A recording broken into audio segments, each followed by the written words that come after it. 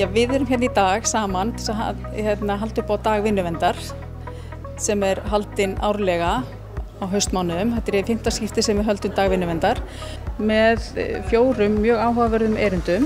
Erindi mitt fjallaði heilsueflandi vinnustað sem svona nálgun sem allir vinnustaðir geta nýtt sér og byggir á 8 gátlistum sem innihalda viðmið til að fókusa á heilsueflingu og veljan starfsfólks á vinnustöðum. Landspítalinn getur náttúrulega orðið heilsueflandi vinnustaður og við erum að skoða það með spítalanum hvernig verkfæri eins og heilsueflandi vinnustaður og gátlistarnir okkar geta nýst svona stórum vinnustað eins og Landspítalinn Ég var að fjalla bara almennt verki og verkjaupplifun og svo hvort hægt að auka við líkamlegt hreysti á vinnutíma.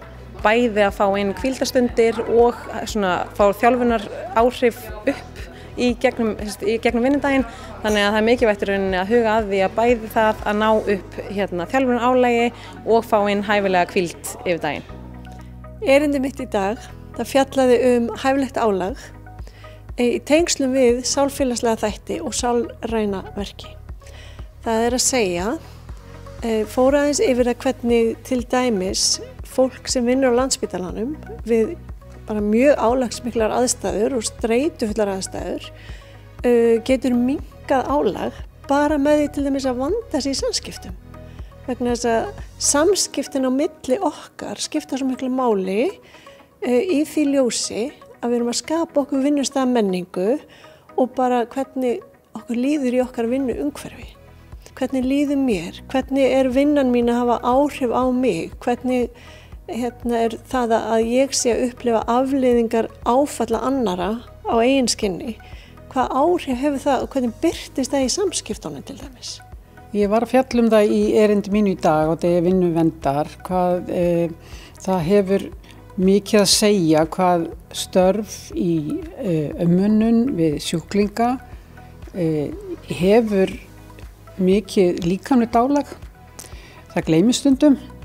Það sýnt sig að tíðni álagseinkenna sem tengjast vinnu í þessum störfum hefur hreinlega ekkert lækkað.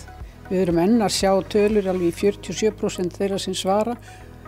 Þessu játandi að finna fyrir þessu svona þekkt í Evrópu og þrátt fyrir þau úrræði sem við þekkjum og kunnum að þá þetta ennþá óbreytt og við erum að svolítið velta fyrir hvort við séum þá á réttri leið og hvort við þurfum að breyta einhvað taktinum. En í dag höfum við úrræði hér inn á spítalanum sem felst í því að nota sem mest léttitækin og rýna í það hvaða tæki það sem við þurfum til þess að draga úr álagi. Í lok dags ætlum að veita 3 viðurkenningar fyrir framúrskarandi vinnuverndarstarf sem við gerum þá alltaf á degi vinnuverndar.